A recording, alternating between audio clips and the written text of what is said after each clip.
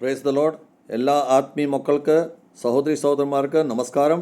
ഇന്ന് നമ്മൾ പുതിയ വിഷയത്തിലേക്ക് നമ്മൾ അധ്യയനം ചെയ്യാൻ ആഗ്രഹിക്കുന്ന യോഹന്നായുടെ പുസ്തകം 13-ാം അധ്യായം 1 തൊട്ട് 20 വരെയുള്ള വചനത്തിൻ്റെ അടിസ്ഥാനത്തിൽ നമ്മളിന്ന് ചിന്തിക്കാൻ ഈ 13-ാമത്തെ അധ്യായത്തിൽ നമുക്ക് യേശുക്രിസ്തുവിൻ്റെ ലാസ്റ്റ് സഫറിന് ശേഷം ഉണ്ടായ ഒരു വലിയൊരു സംഭവത്തെ പറ്റിയാണ് നമ്മൾ കാണാൻ പോകുന്നത്.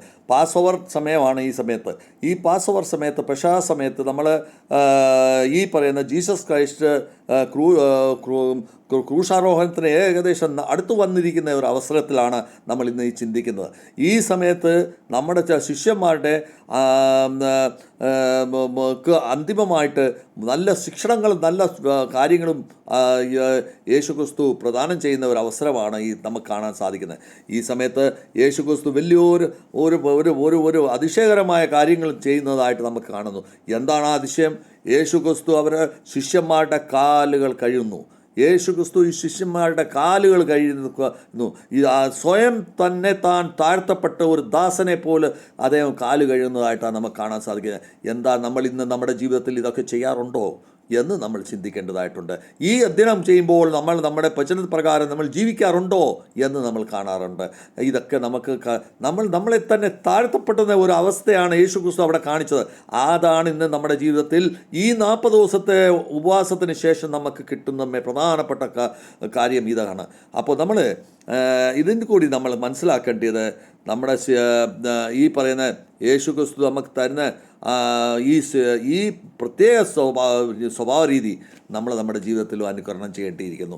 ഇന്ന് നമ്മൾ ഈ മേളിക്ക് പറഞ്ഞ വചനം പ്രകാരം 1-ാമത്തെ വചനത്തിൽ യേശുക്രിസ്തു സ്നേഹത്തിനെ പറ്റിയാണ് പറയുന്നത്.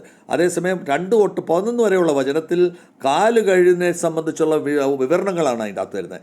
3-ാമത്തെ നമ്മൾ 12 തൊട്ട് 17 വരെയുള്ള വചനങ്ങൾ നമ്മൾ മറ്റുള്ളവരെ സേവനം ചെയ്യുന്ന ഒരു കാര്യങ്ങളാണ് യേശുക്രിസ്തു പറഞ്ഞു കൊടുക്കുന്നത്. ഈ 18 തൊട്ട് 20 വരെയുള്ള വചനത്തിൽ നമ്മളെ യേശുക്രിസ്തുവിനെ ബിട്രയൽ ചെയ്യുന്നത് അല്ലെങ്കിൽ വിശ്വാസ വഞ്ചന ചെയ്യുന്നതിനെ പറ്റിയുള്ള ഒരു സൂചനയാണ് അവിടെ വെച്ച് തരുന്നത്. ഇപ്പം നമ്മൾ 1-ാം നമ്പർ വചനത്തിൽ നമ്മൾ പോകുമ്പോൾ നമുക്ക് കാണാൻ സാധിക്കുന്നത് യേശുക്രിസ്തു ശിഷ്യന്മാരോടും വിശ്വാസികളോടും അവസാന നിമിഷം വരെ സ്നേഹിച്ചു വരുന്നു എന്നുള്ളതാണ് നമുക്ക് കാണുന്നത്. നിരന്തരമായ യേശുക്രിസ്തുവിൻ്റെ സ്നേഹത്തിൻ്റെ കാഴ്ചപ്പാടാണ് നമുക്കവിടെ കാണാൻ പറ്റുന്നത്. അപ്പോൾ അതേ അവസാന നിമിഷം വരെ യേശുക്രിസ്തുവിൻ്റെ ആൾക്കാരെ ഹൃദയത്തെ തുറന്ന് സ്നേഹിച്ച വ്യക്തിത്വമായിരുന്നു എന്നുള്ളത് നമ്മൾ നമ്മുടെ ജീവിതത്തിൽ ആ രീതിയിലായിത്തീരണം എന്ന് നമുക്ക് നിർബന്ധമുണ്ട്. യേശുക്രിസ്തുവിൻ്റെ ശിഷ്യന്മാരായിത്തീരണം എന്നുണ്ടെങ്കിൽ നമുക്കത് അത്യാവശ്യമാണ്. യേശുവിൻ്റെ സ്നേഹം സ്ഥിരവും സമ്പൂർണ്ണമായിരുന്നു.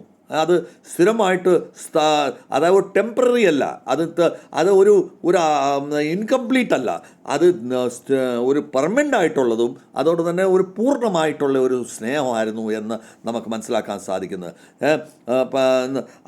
ഏത് പരിസ്ഥിതികളായിരുന്നാലും ശരി, ആ വിപരീത പരിസ്ഥിതികളായിരുന്നാലും ശരി, പ്രയാസത്തിൻ്റെ ഘട്ടങ്ങളായിരുന്നാലും ശരി, യേശുക്രിസ്തു ശിഷ്യന്മാരെയും അനുയായികളെയും സ്നേഹം കൊടുക്കുന്നതിൽ അദ്ദേഹം കുറവ് വെച്ചിട്ടില്ല.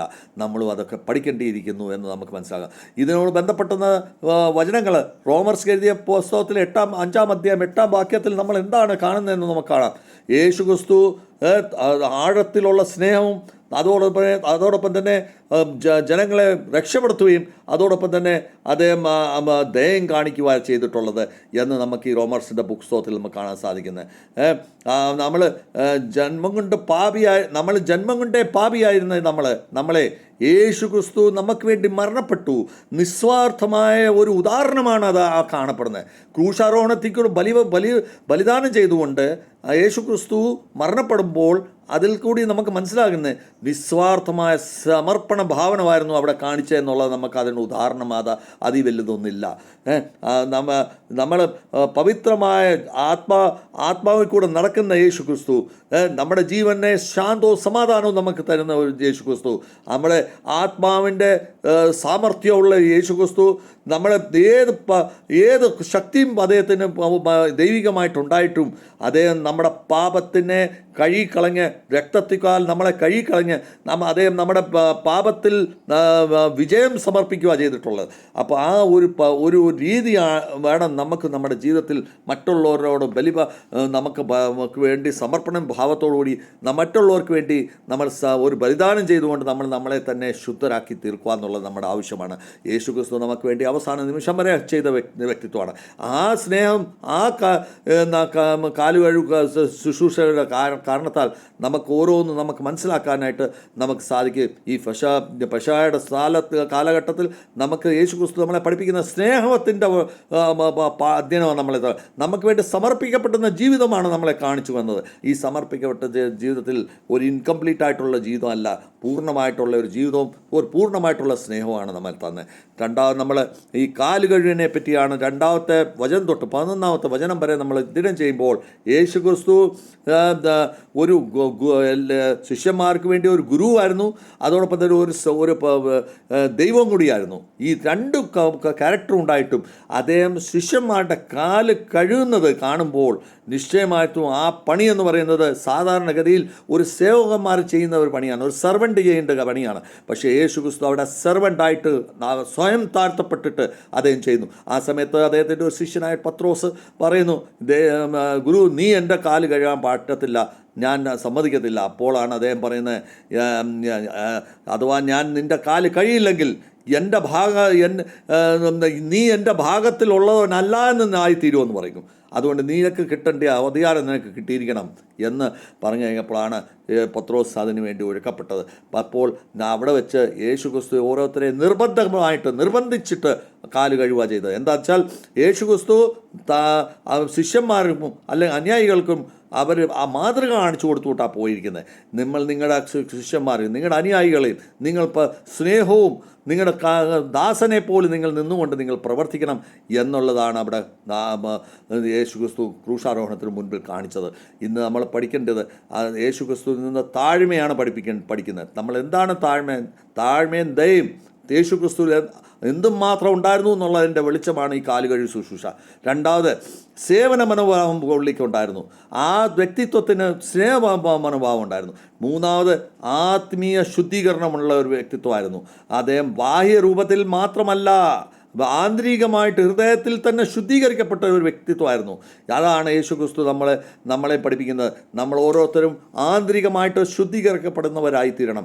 അല്ലാതെ നമ്മൾ ബാഹ്യമായിട്ട് ലോകരെ കാണിക്കാനും മറ്റുള്ളവരെ കാണിക്കാനും അതിന് വേണ്ടി നമ്മൾ ശുദ്ധീകരിക്കപ്പെടാൻ ആയിട്ട് അവസരം വരില്ല. അത് നമുക്ക് പഠിക്കാത്തക്ക രീതിയിലുള്ള ഒരു കാര്യങ്ങളാണ്. നമ്മളെ തന്നെ നമ്മൾ പരിശോധിക്കേണ്ടിയിരിക്കുന്നു ഈ സമയത്ത്. ഫിലിപ്പിയൻസ് എഴുതിയ പുസ്തകത്തിൽ 2-ാം അധ്യായം 5-7 വരെ നമ്മൾ യേശുക്രിസ്തുവിൻ്റെ താഴ്മയെപ്പറ്റിയാണ് പഠിക്കുന്നത്. നമ്മൾ എന്താണ് അവിടെ പഠിക്കുന്നത്? യേശുക്രിസ്തു താഴ്മയിലും അതോടൊപ്പം ദീനനായിട്ടും ഉള്ള സ്വഭാവം നമ്മളെ പഠിപ്പിച്ചാൽ പോയിരിക്കുന്നത്. മരണപ്പെടുന്ന ക്രൂശാരോഹണത്തിന് മുൻപ് നമ്മളെ പഠിപ്പിച്ചിരിക്കുന്ന ഓരോ കാര്യമാണ്. യേശുക്രിസ്തു ദൈവത്തിൻ്റെ രൂപത്തിലായിട്ട് പോലും അദ്ദേഹം ഒരു ദാസനെ പോലെ പ്രവർത്തിക്കുന്നതാണ് നമ്മളെ പഠിപ്പിച്ചു പോയിരിക്കുന്നത്. അത്ര വലിയ ശക്തിവാനായിട്ട് നമ്മളെപ്പോലുള്ളവന് ഒന്നും തന്നെ ഇല്ല. എന്നാൽ തന്നെ നമുക്ക് ഒരു താഴ്മയോടുകൂടി ഒരു ദാസൻ്റെ രൂപത്തിൽ നമുക്ക് പ്രവർത്തിക്കുന്ന കാര്യം വരുമ്പോൾ നമുക്ക് അവിടെ അഭിമാനമായി തീരും. പക്ഷേ ആ അഭിമാനം ദൈവത്തിനില്ല. ദൈവത്തിന് അഭിമാനമില്ല. പക്ഷെ നമുക്ക് ഓരോരുത്തർക്കും ഇന്ന് അഭിമാനമുണ്ട്. ഞാൻ ഇങ്ങനെയുള്ളവൻ്റെ കാല് കഴുകേണ്ട ആവശ്യമുണ്ടോ? അവൻ്റെ കാല് കഴുകാൻ ഞാൻ ആരാണ് എന്നുള്ള ചിന്താഗതി അതല്ല. യേശുക്രിസ്തു നമ്മളെ പഠിപ്പിച്ചു പോയ, നീ മറ്റുള്ള സഹോദരനെ സ്നേഹിക്കുന്നുണ്ടെങ്കിൽ അവൻ്റെ കാല് കഴുകാൻ നീ പഠിച്ചിരിക്കണം. അപ്പോൾ മാത്രമേ നിൻ്റെ യഥാർത്ഥ സ്നേഹവും യഥാർത്ഥ താഴ്മയും നിൻ്റെ അവിടെ വെളിപ്പെടത്തുള്ളൂ. താഴ്മയുടെയും നമ്രതയുടെയും സേവനത്തിൻ്റെയും ത്യാഗത്തിൻ്റെയും പരോപകാരണത്തിൻ്റെയും യേശു ആയിരുന്നു നമ്മളെ പഠിപ്പിച്ചിരിക്കുന്നത്. പൗലോസ് അപ്പോസ്തലൻ ഫിലിപ്പിയൻസ് എഴുതിയ പുസ്തകത്തിൽ വിശ്വാസികളോട് പറയുന്ന ഇത് പ്രകാരമാണ്, നിങ്ങൾ യേശുവിനെ പോലെ സ്വഭാവമുള്ളവരും അതുപോലൊപ്പം തന്നെ യേശുവിൻ്റെ കൂട്ട് ജീവിക്കുന്നവരുമായി തീരണം എന്നാണ് പറയുന്നത്. ഇന്ന് നമ്മൾ ഈ ഉപവാസ സമയത്തിൻ്റെ അവസാന ഘട്ടത്തിൽ നമുക്ക് മനസ്സിലാകേണ്ടത്, ഈ 40 ദിവസത്തിൽ കൂടുതൽ നമ്മൾ ഉപവാസം എടുത്ത് നമ്മൾ ഓരോരുത്തരോട് എനിക്ക് ആഹ്വാനം ചെയ്യാനുള്ളത്, നമ്മൾ യേശു ക്രിസ്തുവിൻ്റെ സ്വഭാവത്തിലും യേശു ക്രിസ്തുവിൻ്റെ താഴ്മയിലും നമ്മൾ ജീവിക്കുന്നവരായിത്തീരണം, ആ സ്വഭാവത്തിലായിത്തീരണം. അപ്പോൾ മാത്രമേ ഈ നോയമ്പിൻ്റെയും ഈ പെസഹയുടെ അർത്ഥം നമുക്ക് യഥാർത്ഥത്തിൽ മനസ്സിലാകത്തുള്ളൂ. നമ്മളിപ്പോൾ യഹോവയുടെ തുല്യമായി തീർന്നു കഴിയുമ്പോൾ നമ്മൾ ആ ആ അധികാരത്തിൽ നമ്മൾ ജീവിക്കുന്ന അവസ്ഥയിൽ, യഹോവയുടെ അധികാരത്തിൽ നമ്മൾ ജീവിക്കുന്ന അവസ്ഥയിൽ നമ്മൾ ജീവിക്കുമ്പോൾ അത് നമ്മൾ നിശ്ചയമായിട്ടും മറ്റുള്ളവരുടെ താഴ്മയുള്ളവരായി മാറും. യേശുക്രിസ്തുവിന് വേണമെന്നുണ്ടെങ്കിൽ ആ അധികാരം പിടിച്ചു വെച്ചോണ്ടിരുന്നിട്ട് രാജകീയമായ ജീവിതം ജീവിക്കാമായിരുന്നു. പക്ഷേ യേശുക്രിസ്തു അതിനൊരുങ്ങിയില്ല. ആ യേശുക്രിസ്തു ആ ശക്തിയുള്ളവനായിട്ടും ആ രീതിയിൽ ജീവിക്കാനായിട്ട് ഒരുക്കപ്പെട്ടില്ല. അപ്പോൾ നമ്മൾ സാധാരണ മനുഷ്യരാണ്. നമ്മളെ സംബന്ധിച്ച് നമുക്ക് എന്തുകൊണ്ട് ഇങ്ങനെയുള്ള ഒരു അഹങ്കാര ബുദ്ധി ഉണ്ട് എന്ന് നമ്മൾ സ്വയം തന്നെ പരിശോധിക്കേണ്ടതായിട്ടിരിക്കുന്നു. ഈ സമയത്ത് നമുക്ക് ദൈവം അങ്ങനെ ഒരു അനുഗ്രഹം തരട്ടെ. നമ്മളെല്ലാം നമ്മുടെ ഉള്ളിലെ പരിശോധന നമുക്ക് വിധേയരാക്കട്ടെ എന്ന് എനിക്ക് പ്രാർത്ഥിക്കാനുണ്ട്. ഈ സമയത്ത് നമ്മളെ തന്നെ പരിശോധിച്ച് നമ്മൾ യേശുക്രിസ്തുവിന് വേണ്ടി ജീവിക്കുന്നവരായിത്തീരണം എന്ന് എനിക്ക് പറയാനുണ്ട്. 1 യോഹന്ന 7 യോഹന്നയുടെ പുസ്തകം 1 യോഹന്നയുടെ പുസ്തകത്തിൽ 7 അവിടെ പറയപ്പെടുന്നത് എന്താണ്? യേശുക്രിസ്തുവിൻ്റെ രക്തം നമ്മളെ ശുദ്ധീകരിക്കുന്നു എന്നാണ് അവിടെ പറയപ്പെടുന്നത്. യേശുക്രിസ്തുവിൻ്റെ സംഗതിയിൽ നമ്മൾ ജീവിക്കുമ്പോൾ, അദ്ദേഹത്തിൻ്റെ ബലിദാനത്തിൻ്റെ രക്തം നമ്മുടെ ദേഹത്ത് വീഴുമ്പോൾ, നമ്മുടെ അപവിത്രതയായിട്ടുള്ള നമ്മുടെ സ്വഭാവങ്ങളും നമ്മുടെ പാപങ്ങളും എല്ലാം കഴുകിപ്പോയി നമ്മൾ പവിത്രരായി മാറുമെന്നാണ് അവിടെ നമ്മൾ പഠിക്കുന്നത്. അത് യേശുവിൻ്റെ രക്തത്താൽ നമ്മൾ ഓരോരുത്തരും ശുദ്ധരായി മാറും. നമ്മൾ യേശുവിൻ്റെ ജീവിതത്താൽ നമ്മൾ ഓരോ പ്രകാശത്തിലേക്ക് ജീവിക്കുന്നവരായിത്തീരും. യേശുവിൻ്റെ സംഗതിയിൽ ജീവിക്കുമ്പോൾ നമ്മൾ നിശ്ചയമായിട്ടും അതേ യേശുക്രിസ്തുവിൻ്റെ സ്വഭാവത്തിലായി മാറും എന്നാണ് ഇവിടെ പറയപ്പെടുന്നത്. യേശുവിൻ്റെ രക്തത്താൽ നമ്മൾ ശുദ്ധീകരിക്കപ്പെടുന്നവരും അന്ധകാരത്തിൽ, പാപത്തിൽ നിന്ന്, അന്ധകാരം എന്ന് പറയുന്നത് പാപത്തിൽ നിന്നും അഹങ്കാരത്തിൽ നിന്നും മറ്റുള്ളവരെ ദ്രോഹിക്കുന്നതിൽ നിന്നും നമ്മൾ വിടുതലാക്കി മാറി നമ്മൾ അതിൽ നിന്ന് മാറി നിൽക്കേണ്ടത് ആവശ്യമാണ്. നമ്മുടെ ഹോണസ്റ്റായിട്ടുള്ള ജീവിതം, നമ്മുടെ സത്യസന്ധതയിലുള്ള ജീവിതം, മഷി വിശ്വാസികളുടെ ഇടയ്ക്ക് നമ്മൾ നല്ല സക്രിയതയുള്ളവരായിത്തീർന്ന് അവരുടെ സമുദായത്തിൻ്റെ ഇടയ്ക്ക് നമുക്ക് നമ്മുടെ കലീശയിൽ ഉത്തമ ജീവിതം ജീവിച്ച് നമ്മൾ സക്രിയതയുള്ള ജീവിച്ച് നമ്മളൊരു വിശ്വാസത്തിൽ മുൻപോട്ട് കയറി പോകേണ്ടതായിട്ട് ആവശ്യമുണ്ട്. നമ്മൾ യേശുക്രിസ്തുവിൻ്റെ വിശ്വാസത്തിലേക്ക് കയറിപ്പോകണം. ഈ 40-50 ദിവസത്തെ നമ്മുടെ ഈ നോയമ്പ് നമുക്ക് അതിന് പ്രയോജനപ്പെടട്ടെ എന്ന് ഞാൻ പ്രാർത്ഥിക്കുന്നു. നമ്മൾ ഓരോരുത്തരും അതിനുവേണ്ടി നമ്മൾ ഒരുക്കപ്പെടണം. അതിനുവേണ്ടി പ്രാർത്ഥന നമ്മുടെ ജീവിതത്തിൽ വലിയൊരു ആയുധമാണ് എന്ന് നമ്മൾ മറക്കല്ലേ. സേവനത്തിൻ്റെ ആദേശമാണ് നമുക്ക് 12 നമ്പർ വചനം തൊട്ട് 17 നമ്പർ വചനം വരെ നമുക്ക് തരുന്നത്. യേശുക്രിസ്തു നമ്മളെ എങ്ങനെ സേവനം ചെയ്യണം അതിൻ്റെ ഓർഡറാണ് നമുക്കവിടെ തരുന്നത്. എങ്ങനെ ഞാൻ ചെയ്തോ അതുപോലെ നിങ്ങളും ചെയ്യണം എന്നാണ് നമുക്ക് ഓർഡർ തരുന്നത്. ഞാൻ ചെയ്തതുപോലെ തന്നെ നിങ്ങളും ചെയ്യുവീൻ എന്നാണ് പറയുന്നത്. അപ്പോൾ എന്താണ് ഞാൻ ചെയ്യുന്നത്? എൻ്റെ നേതൃത്വം എന്ന് പറയുന്നത് സേവനവും താഴ്മയാണ്. എൻ്റെ സ്നേഹം എന്ന് പറഞ്ഞാൽ ഞാൻ മറ്റുള്ളവരെ സേവിക്കുകയും ദയ കാണിക്കുകയും ചെയ്യുമെന്ന പ്രവൃത്തിയാണ്. അപ്പോൾ ഞാൻ നല്ല നേതൃത്വമുള്ളവനായി തരും. ഞാൻ മഹാനാകുന്നത് എപ്പോഴാണ്? താഴ്മയുള്ളവനും ദയുള്ളവനും മറ്റുള്ളവർക്ക് ഉപകാരിയായി മാറുമ്പോഴാണ്. ഈ 2 ക്യാരക്ടർ നമുക്ക് ജീവിതത്തിൽ ഇവിടെ പഠിക്കാനുള്ളത്. അപ്പോൾ നമ്മൾ മർക്കോസിൻ്റെ സുവിശേഷം 10-45 വാക്യത്തിൽ എന്താണ് അവിടെ പറയുന്നത്? മനുഷ്യൻ്റെ പുത്രൻ ഈ ഭൂമിയിൽ വന്നത് സേവനം ചെയ്യാൻ വേണ്ടിയാണ് വന്നത്, രാജകീയ പദത്തിന് വേണ്ടിയല്ല വന്നത്. ഈ രാജാവിനെ പോലെ ഇവിടെ വാഴിക്കൊണ്ട് നിന്നുകൊണ്ട് എല്ലാവരുടെയും വേണ്ട ശോഷണം ചെയ്യാനും അവരെ കണ്ട് യേശുക്രിസ്തു സ്വയം സേവനം ചെയ്യിപ്പിക്കാൻ വേണ്ടി അല്ല വന്നത്. നേരെ മറിച്ച് താഴ്മയുടെ ഒരു ദാസൻ്റെ ജീവിതം ജീവിച്ചുകൊണ്ട്, അതാണല്ലോ നമ്മൾ കാണുന്ന ഓശാനയുടെ ദിവസം നമ്മൾ കാണുന്ന ഒരു കഴുതയുടെ പുറത്ത് കയറി ഒരു ദാസനെ പോലെ, ഒരു നമ്രതയെ പോലെ ഒരു താഴ്മ കാണിച്ചുകൊണ്ട്, ഒരു ഏറ്റവും ദീനനെ പോലെ അദ്ദേഹം ആ കഴുതപ്പുറത്ത് കയറിക്കൊണ്ട് നമുക്ക് ഓശാന എന്ന് പറഞ്ഞുകൊണ്ട് ഒച്ചത്തിൽ ജനങ്ങളുടെ ഒച്ചപ്പാടിനിടയ്ക്ക് വന്ന് അദ്ദേഹം ദൈവിക വേലയാണ് അവിടെ ചെയ്തത്. ഈ ദൈവിക വേലയ്ക്കകത്ത് യഹോവയുടെ രാജ്യം സ്ഥാപിക്കാൻ വേണ്ടി വന്ന് ദാവൂദ് വംശത്തിൽ വന്ന ഒരു ദൈവമാണ് നമ്മുടെ ദൈവം എന്ന് പറയുന്നത്, യേശുക്രിസ്തു എന്ന് പറയുന്നത്. അപ്പം നമ്മൾ ഇതിനകത്ത് മനസ്സിലാക്കേണ്ടത് നമ്മുടെ സേവനം ചെയ്യുമ്പോൾ മാത്രമേ താഴ്മ ഉണ്ടാകത്തുള്ളൂ. ആ താഴ്മയ്ക്ക് വേണമെന്നുണ്ടെങ്കിൽ നമ്മൾ സേവനത്തിലേക്ക് മാറണം, നമ്മുടെ ജീവിതത്തിനെ മാറ്റണം. യേശുക്രിസ്തു മനുഷ്യൻ്റെ പാപങ്ങൾ, അദ്ദേഹത്തിൻ്റെ മരണത്തിന് എല്ലാം അദ്ദേഹം അതോട് അടിമത്വത്തിൻ്റെ പാപത്തിൻ്റെ അടിമത്തത്തിൽ നിന്ന് വിടുതലാക്കാൻ വേണ്ടിയാണ് അദ്ദേഹം ഈ ഭൂമിയിലേക്ക് വന്നത്. ആ ദൗത്യമാണ് നിർവഹിച്ച് ക്രൂശിൽ ബലിദാനമായിട്ട് പോയിരിക്കുന്നത്. യേശുക്രിസ്തുവിൻ്റെ ക്രൂശിലെ ബലിദാനത്തിനെ നമ്മൾ അളന്നു നോക്കുമ്പോൾ നമുക്ക് മനസ്സിലാക്കാൻ സാധിക്കുന്ന എന്താണ്? യേശുക്രിസ്തു മനുഷ്യജാതികളെ പാപത്തിൽ നിന്ന് വിടുതലാക്കാൻ വേണ്ടിയാണ് ഇവിടെ വന്നത്. യേശുക്രിസ്തു ഈ ക്രൂശാരോഹണത്തിൻ്റെ മുഖ്യ ഉദ്ദേശം അതായിരുന്നു.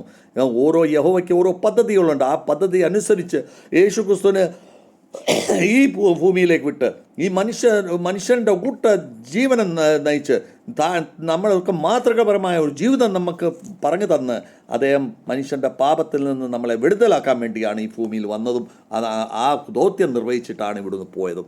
അപ്പോൾ നമ്മളെ സംബന്ധിച്ചിടത്തോളം നമ്മൾ ഓരോരുത്തരും ആ ജീവിതത്തിനെ അനുകരിച്ച് അതിൻ്റെ രൂപത്തിലും സാദൃശ്യത്തിലും ജീവിക്കാനായിട്ടും നമ്മളെ ഇന്ന് ഈ 40 ദിവസത്തെ കൂടുതൽ നമ്മൾ 50ാമത്തെ ദിവസത്തേക്ക് കടക്കുന്ന ഈ സമയത്ത്, ഈ നോയമ്പ് സമയത്ത് നമ്മൾ ആ രീതിയിൽ നമ്മളെ ആക്കി തീർക്കുവാൻ നമ്മൾ ചിന്തിക്കേണ്ടിയിരിക്കുന്നു. അപ്പോൾ നമ്മൾ ഈ വചനത്തിൻ്റെ താഴെയുള്ള 18ഉം 20ഉം വാക്യത്തിൽ പാടിക്കുമ്പോൾ വിശ്വാസവഞ്ചനയുടെ സൂചനയാണ് അവിടെ നമ്മൾ യേശുക്രിസ്തു പറയുന്നത്. യേശുക്രിസ്തു പറയുന്നത്, നിങ്ങൾ ഒരാൾ എന്നെ വഞ്ചിക്കും. അതായത് യൂദാ ഇസ്കറിയോത്ത് എന്ന് പറയുന്ന അദ്ദേഹം ആ യേശുക്രിസ്തുവിനെ ഒറ്റിക്കൊടുത്തില്ലായിരുന്നെങ്കിൽ, 30 വെള്ളിക്കാശിന് വേണ്ടി വിറ്റില്ലായിരുന്നെങ്കിൽ അവിടെ വെച്ച് ഈ പറയുന്ന യേശുക്രിസ്തു ക്രൂശാരോഹണത്തിലേക്ക് പോവില്ലായിരുന്നു.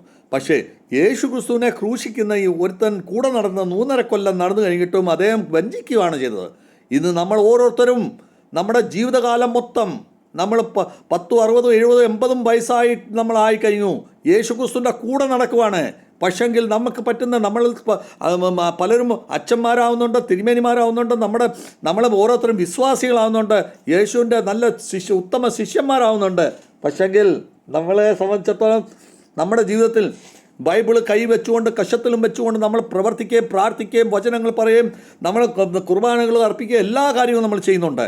പക്ഷേ നമ്മളെ സംബന്ധിച്ചിടത്തോളം ഇത്രയും കൊല്ലം നമ്മൾ ചെയ്തു കഴിഞ്ഞിട്ടും യേശുവിനെ സമയാസമയങ്ങളിൽ നമ്മളെ ഒറ്റിക്കൊടുത്തിട്ടാണ്, വചനത്തിനെ വിറ്റിട്ടാണ് നമ്മൾ ഇന്ന് ജീവിതത്തിൽ നയിക്കുന്നത്. ഇത് നമ്മൾ പഠിക്കേണ്ടിയിരിക്കുന്നു. നമ്മൾ ഓരോരുത്തരെയും നമ്മൾ വ്യക്തിപരമായിട്ട് എന്നെ ഉൾപ്പെടെ എല്ലാവരെയും പരിശോധിക്കേണ്ടിയിരിക്കുന്നു.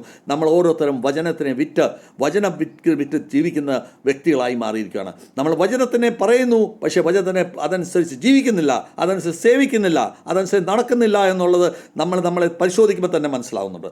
ഒരു പാവപ്പെട്ടവന് വേണ്ടി നമ്മൾ ആരും ജീവിക്കുന്നില്ല, ഒരു ദരിദ്രരായിട്ടുള്ളവന് വേണ്ടി നമ്മൾ ആരും ജീവിക്കുന്നില്ല. ഒരു വിശ്വാസിക്ക് ഉത്തമ മാർഗം കാണിച്ചു കൊടുക്കാൻ വേണ്ടി നമ്മൾ ആരും മുൻപോട്ട് പോകുന്നില്ല. യേശുക്രിസ്തുവിൻ്റെ സുവിശേഷം അറിയിക്കാനായിട്ട് നമ്മൾ ആരും ഇറങ്ങുന്നുമില്ല. നമ്മളിപ്പോൾ 10-2000 കൊല്ലം പഴക്കമുള്ള നസ്രാണികളാണ്. പക്ഷേങ്കിൽ നമ്മൾ സുവിശേഷം അറിയിക്കാൻ നമ്മുടെ പള്ളികളിൽ നിന്ന് വെളിയിലോട്ട് ഇറങ്ങില്ല. എന്താണെന്ന് വെച്ചാൽ ഇറങ്ങിക്കഴിഞ്ഞാൽ വല്ലവനും അടിച്ചു കൊല്ലും. ഈ വൃത്തിയായിട്ട പണിക്ക് ആരാ പോകുന്നത്? വചനം യേശുക്രിസ്തു മരിക്കുന്നതിന് മുൻപ് പറഞ്ഞേച്ച് പോയതാണ്. എൻ്റെ സുവിശേഷം നീ മറ്റുള്ളവരെ അറിയിച്ച് നീ അവരെ യഹോവയുടെ നാമത്തിൽ അവരെ മാമോസ വെള്ളം മുക്കണമെന്ന് പറഞ്ഞിട്ടുള്ള. പക്ഷെ നമ്മളാരും അത് ചെയ്യത്തില്ല. കുറച്ച് പേരുടെ കൂട്ടത്തിൽ കുറേ സംഘത്തിൽ ഒന്നിച്ചിരിക്കുക, ഒന്നിച്ച് ആനന്ദിക്കുക, ഒന്നിച്ച് പ്രാർത്ഥിക്കുക, ഒന്നിച്ച് അടിക്കുക, ഒന്നിച്ച് ജീവിക്കുക. ഇതേ ഉള്ളൂ നമ്മുടെ ജീവിതത്തിൻ്റെ ലക്ഷ്യം. നമ്മുടെ ജീവിതത്തിൻ്റെ ലക്ഷ്യം ഇത്ര മാത്രമേ ഉള്ളൂ. നമ്മൾ അവിടെ കിടന്ന് അടിയും അവിടെ കിടന്ന് ബഹളവും അവിടെ കിടന്ന് നമ്മൾ അങ്ങോട്ടും ഇങ്ങോട്ടും കുറ്റാരോപണങ്ങളും പറയുന്നതല്ലാതെ നമ്മൾ ഇതിന് വെളിയിലോട്ടിറങ്ങി നമ്മൾ ദൈവിക വേലയ്ക്ക് വേണ്ടി നമ്മൾ ദൈവം പറഞ്ഞ വചനപ്രകാരം നമ്മൾ ജീവിക്കുന്നില്ല എന്നുള്ളത് ഈ വചനത്തിൽ കൂടെ നമുക്ക് മനസ്സിലാകുന്നുണ്ട്. അപ്പോൾ നമ്മളെ തന്നെ പരിശോധിക്കേണ്ടത്, സ്വയമായിട്ട് പരിശോധിക്കേണ്ടത്, നമ്മൾ സ്വയം ചിന്തനം ചെയ്യേണ്ടതായിട്ടുണ്ട്. യേശുക്രിസ്തു ഇത്രയും യൂദാ ഇസ്കറിയോത്ത് 3.5 കൊല്ലമായ കൂടെ നടന്നുള്ളൂ. പക്ഷേ അതേ ഒറ്റിക്കൊടുത്തു. നമ്മൾ വർഷങ്ങളായി നമ്മൾ ഓരോരുത്തർക്കും 10, 60, 70 വയസ്സ് 80 വയസ്സായി കഴിഞ്ഞു. ഇത്രയും കൊല്ലം 2000 കൊല്ലം കൊണ്ട് നമ്മൾ ബൈബിൾ നമ്മൾ കഷത്തി വെച്ചുകൊണ്ട് നടക്കുന്നുണ്ട്. നമ്മുടെ പുരാണ കാലം തൊട്ട് നമ്മുടെ പിതാക്കന്മാർ വെച്ചുകൊണ്ട് നടക്കുന്നുണ്ട്. പക്ഷേ നമ്മൾ ഇന്നും ഒറ്റിക്കൊടുത്തോണ്ടിരിക്കുകയാണ്. നമ്മൾ ഒറ്റിക്കൊടുത്ത് ഉള്ള ജീവിതമാണ്. എവിടെ സൗകര്യം കിട്ടിയാലും കൈക്കൂലി വാങ്ങിക്കും, എവിടെ സമയം കിട്ടിയാലും കുറ്റങ്ങൾ പറയും, എവിടെ സമയം കിട്ടിയാലും വായി വരുന്ന വൃത്തികേടുകൾ പറയും, എവിടെ സമയം കിട്ടിയാലും നുണകൾ പറയും, എവിടെ സമയം കിട്ടിയാലും പരസ്പരം അങ്ങോട്ടും ഇങ്ങോട്ടും കോല് വെപ്പുണ്ട്. ഇത് ജീവിതം എന്ന് പറയുന്നത് ഒറ്റിക്കൊടുപ്പിൻ്റെ ജീവിതമാണ്. ഈ ഒറ്റിക്കൊടുപ്പിൻ്റെ ജീവിതത്തിനെ നമ്മൾ മാറ്റിക്കൊണ്ട് നമ്മുടെ ജീവിതത്തിൽ ഈ പെശാ സമയത്തും തിരുത്തൽ ആക്കി നമ്മൾ ജീവിക്കേണ്ടതായിട്ട് വളരെ ആവശ്യമാണ്. സഹോദരിമാരെ, ഇന്ന് നമ്മുടെ ജീവിതത്തിനെ നമ്മൾ ക്രമപ്പെടുത്തി ജീവിക്കേണ്ടത് സ്വയം ആന്തരികമായിട്ട് വ്യത്യസ്തപ്പെടുത്താനുള്ള ജീവിതമാണ് നമ്മുടെ ജീവിതം. ആ ആന്തരികമായിട്ട് വ്യത്യസ്തപ്പെടുത്തുന്ന ജീവിതം ഇല്ലെങ്കിൽ നമ്മൾ ബാഹ്യമായിട്ട് ലോകരെ കാണിച്ച് നല്ല വസ്ത്രങ്ങളിട്ട് ലോകരെ കാണിച്ച് എല്ലാ ദിവസവും പള്ളിയിലും വന്ന് കുർബാനയും കൊണ്ട് നമ്മൾ കുമ്പുവിട്ടുകൊണ്ട് ഒരർത്ഥവുമില്ല. സ്വർഗസ്വനായ പിതാവേ എന്ന് നമ്മൾ പ്രാർത്ഥിച്ചുകൊണ്ട് മറ്റുള്ളവരെ എൻ്റെ ശത്രുക്കളെ ഞാൻ സ്നേഹിച്ച പോലെ തന്നെ ഞാനും എൻ്റെ പാവങ്ങളും ക്ഷമിക്കണമേ എന്ന് പറഞ്ഞുകൊണ്ട് അർത്ഥമില്ല. അപ്പോൾ നമ്മളെ സംബന്ധിച്ച് നമ്മുടെ ജീവിതം മാറ്റി മറിക്കേണ്ട ഈ സമയത്ത് നമ്മൾ യേശുക്രിസ്തുവിൻ്റെ രണ്ടാം വരവിൽ നമ്മൾ അതിനുമായിട്ട് തയ്യാറായിരിക്കേണ്ട ഈ അവസരത്തിൽ നമ്മൾ ഓരോരുത്തരും അതിനുവേണ്ടി ചിന്തിക്കേണ്ടതായിട്ടുള്ള ആവശ്യങ്ങളാണ് വന്നിരിക്കുന്നത്. ഈ യൂദാ ഇസ്കറിയോത്യസ് നമ്മൾ ഓരോരുത്തരും യൂദാ ഇസ്കറിയോത്യസ്മാരാണ്. അത് സഹോദരിമാരായാലും സഹോദരന്മാരായാലും അത് പള്ളിയിൽ അച്ഛന്മാരായാലും ശരി, ഉപദേശിമാരായാലും ശരി, പാസ്റ്റർമാരായാലും ശരി, ബിഷപ്പുമാരായാലും ശരി, ആരായിരുന്നാലും ശരി, അവരെല്ലാം ഇന്ന് യൂദാ ഇസ്കറിയോത്യന്മാരാണ്. എന്താ വെച്ചാൽ അവരാരും ദൈവിക വേല ചെയ്യുന്നില്ല എന്ന് എനിക്ക് എൻ്റെ ജീവിതത്തിന് കൊണ്ട് ഇത്രയും കാലം കൊണ്ട് ഞാൻ എനിക്ക് പറയാൻ മനസ്സിലാക്കി, ഞാൻ ഉൾപ്പെടെ, ഞാൻ ഇൻക്ലൂഡിങ് മൈസെൽഫ്. അപ്പോൾ നമ്മൾ ഓരോരുത്തരും അതിൽ വ്യത്യസ്തപ്പെടേണ്ടത് ആവശ്യമാണ്. നമ്മൾ താഴ്മയുള്ളവരായി മാറണം. നമ്മുടെ ജീവിതത്തിൽ വ്യത്യാസം വരണം. നമ്മുടെ ജീവിതത്തിൽ ഈ നോയമ്പ് കാലത്തിലും വ്യത്യാസം വരട്ടെ എന്ന് ഞാൻ പ്രാർത്ഥിക്കുന്നു. അതിന് നമ്മൾ ഓരോരുത്തരും അതിന് ഒരുക്കപ്പെടണം എന്ന് എനിക്ക് പറയാനുള്ളൂ. ഇന്ന് നമ്മുടെ ബാഹ്യമായ പ്രവർത്തികൾ നമ്മൾ കാണുമ്പോൾ അതിനെ യഥാർത്ഥ വിശ്വാസത്തിൻ്റെ അനുസരിച്ചാണോ ഇല്ലയോ എന്നുള്ളത് നമ്മൾ പരിശോധിക്കേണ്ടിയിരിക്കുന്നു. ഇതെല്ലാം നമ്മൾ ചെയ്യുന്ന പ്രവർത്തികളെല്ലാം യഹോവയ്ക്ക് നമ്മളെ എല്ലാവരെയും അറിയാം. യഹോവ നമ്മളെല്ലാം കണ്ടുകൊണ്ട് മനസ്സിലാക്കിക്കൊണ്ടിരിക്കുന്ന ഈ അവസരത്തിൽ നമ്മുടെ ഈ ലെസണിൽ കൂടെ നമ്മൾ എന്താണ് പഠിക്കാൻ പോകുന്നത് എന്നുള്ളത് നമ്മൾ മനസ്സിലാക്കുമ്പോൾ നമ്മൾ ഓരോരുത്തർക്കും അവസാന നിമിഷം വരെ, മരണത്തിൻ്റെ അവസാന നിമിഷം വരെ നമുക്കെല്ലാവർക്കും യഥാർത്ഥ സ്നേഹം മറ്റുള്ളവരോടുണ്ടോ എന്ന് നമ്മൾ ചിന്തിക്കേണ്ടതായിട്ടുണ്ട്. 2, താഴ്മയും സേവനഭാവത്തിൻ്റെ ക്യാരക്ടർ യേശുക്രിസ്തുവിനെ പോലെ നമുക്ക് ഓരോരുത്തർക്കും ഉണ്ടോ എന്ന് നമ്മൾ ചിന്തിക്കേണ്ടതായിട്ടുണ്ട്. 3, ആത്മീയ ശുദ്ധത, നമ്മുടെ പവിത്രത നമ്മുടെ ഹൃദയത്തിൽ നമുക്ക് ജീവിക്കുമ്പോൾ നമ്മൾ യേശുക്രിസ്തു നമ്മളെ പഠിപ്പിച്ചു പോയിരിക്കുന്ന ആ ശുദ്ധത നമ്മുടെ ജീവിതത്തിലുണ്ടോ എന്ന് നമ്മൾ പരിശോധിക്കേണ്ടിയിരിക്കുന്നു. യഥാർത്ഥ വിശ്വാസം നമ്മുടെ ഉള്ളിൽ യേശുക്രിസ്തുവിനെ പറ്റിയുണ്ടോ, വചനപ്രകാരം ജീവിക്കാനുള്ള വിശ്വാസം നമ്മളുടെ ഉള്ളിലുണ്ടോ എന്ന് നമ്മൾ പരിശോധിക്കേണ്ടതായിട്ടിരിക്കുന്നു. ഈ കാര്യങ്ങളെല്ലാം നമ്മൾ മനസ്സിലാക്കി കഴിയുമ്പോൾ നമ്മൾ ഈ നോയമ്പിൻ്റെ സമയത്ത് നമ്മളെല്ലാം ഇതിനു വേണ്ടി ഉത്സാഹിച്ച് പ്രവർത്തിച്ചതിൻ്റെ അർത്ഥവത്തായി മാറും എന്ന് നമുക്ക് പറയാൻ സാധിക്കും. അത് നമ്മൾ ഓരോരുത്തരും സ്വയമായിട്ട് നമ്മൾ ഓരോരുത്തരും, ഞാൻ ഇൻക്ലൂഡിങ് മൈസെൽഫ്, എല്ലാവരും നമ്മൾ പരിശോധിക്കേണ്ടതായിട്ടുണ്ട്. ഇതിൽ കൂടി നമുക്ക്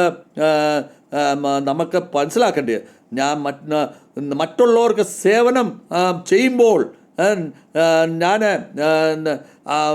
ഒരു ഓർഡറല്ല കൊടുക്കേണ്ടത്, അത് സേവനം ചെയ്തിട്ട് ഞാൻ കാണിച്ചു കൊടുക്കണം. അതാണ് വേണ്ടത്. മറ്റുള്ളവർ ഓർഡർ കൊടുക്കുമ്പോൾ അല്ല മാത്രം വേണ്ടത്, മറ്റുള്ളവർക്ക് സേവനം ചെയ്താണ് നമ്മൾ ജീവിക്കേണ്ടത് എന്നുള്ളത് മനസ്സിലാക്കണം. ദൈവത്തിന് വേണ്ടി ജീവിക്കുമ്പോൾ ദൈവത്തിന് വേണ്ടി ഫ്രീ ആയിട്ട് നമുക്ക് വചനങ്ങൾ കിട്ടുന്നു, ഫ്രീ ആയിട്ട് നമ്മൾ വിതരണം ചെയ്യുന്നു, ഫ്രീ ആയിട്ട് നമ്മൾ ജീവിതം ദൈവം നമുക്ക് തന്നു, ഫ്രീ ആയിട്ട് മറ്റുള്ളവർക്ക് വേണ്ടി കൊടുക്കാനായിട്ട് ബാധ്യസ്ഥരാണ് നമ്മൾ. ഓരോ സേവനത്തിലും ഓരോ അവസരത്തിലും നമുക്ക് എവിടുന്ന് പണം കിട്ടൂ എന്ന് നമ്മൾ മാത്രം ചിന്തിച്ചുകൊണ്ട് അർത്ഥമില്ല. അതിൽ സഹോദരന്മാരെ, നമ്മുടെ ജീവിതത്തിന് ഒരു അർത്ഥവത്വം ഉണ്ടാകാൻ പോകുന്നില്ല. നമ്മൾ വെറും ഒരു കൂട്ടായ്മ മാത്രം നമ്മൾ കാണിച്ചുകൊണ്ട് ഈ പേശാശിക കൂട്ടായ്മകൾ മാത്രമാണ് നമ്മൾ ഈ കാണിക്കുന്നത് എന്നുള്ള ഒരു വിശ്വാസം നമുക്ക് മറക്കല്ലേ.